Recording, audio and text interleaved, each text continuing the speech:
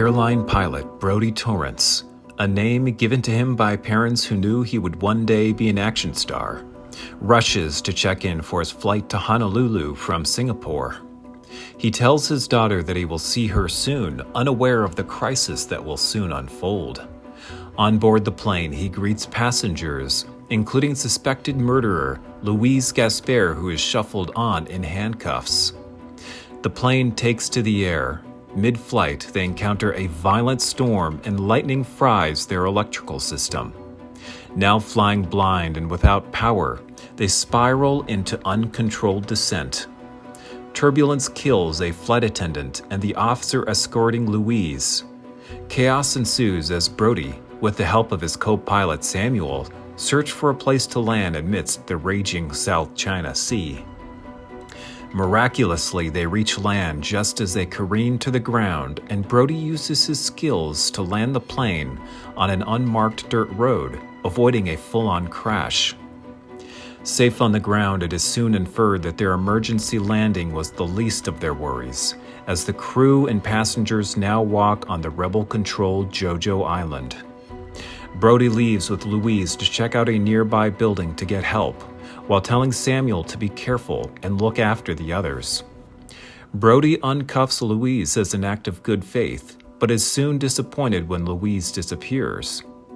Brody reaches the seemingly vacant building and calls for help from a phone he finds there. Just as he reveals his location to his daughter, Brody is attacked by a rebel. He chokes him out and hears gunshots. Louise reappears, guns in hand, having taken out the other rebels nearby. The two realize the danger everyone is in and race back to the plane. Meanwhile, after much logistical debate, Brody's superiors contract private military of their own to send to the Jojo Islands to rescue them. Rebel leader Datu and his crew make it to the plane before Brody and Louise do, and asserts his authority by killing a few of the passengers. He takes the rest away by bus to later be used as ransom.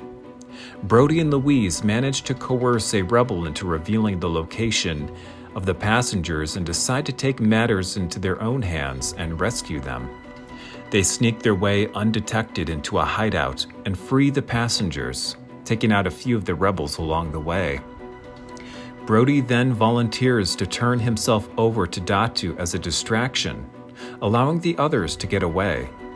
Just as he does, however, Brody's military help arrives and manages to rescue him, and to get everyone back to the plane.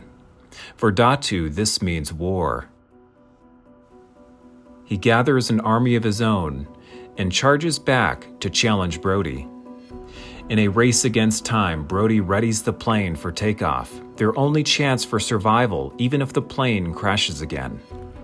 Datu arrives and gunfight ensues, bullets pinging off the metal of the plane. Everyone boards and the plane moves down the road, gaining speed. Datu makes it ahead of the plane and fires a rocket towards it. Louise, having stayed behind to avoid going back into custody, manages to engage Datu so the rocket doesn't hit the plane. The plane takes to the air, killing Datu as it does. Louise takes off into the jungle, with money the military soldiers brought as ransom. Brody and Samuel managed to land the plane onto a safer island nearby before they ran out of fuel, where they are rescued. Brody, despite being tired and injured, calls his daughter and tells her he will see her soon. Plane isn't a movie that will likely be written into the history books, but it is more than good enough to merit a watch. It's filled with tons of action and edge-of-your-seat suspense, kind of like if the movie Sully got mixed in with Rambo or Taken, or both. Brody is a 1-in-a-million pilot and can hold himself in a fight? Yeah, I'll take those odds. The movie allows itself to take its own direction and doesn't pretend to be anything else. It's an action-packed movie through and through. And while the ending was predictable, there was enough mystery as to how they'll end up there to keep intrigue. The action itself was good. The scenes involving landing the plane and getting off the ground were intense. The fistfights long and fierce.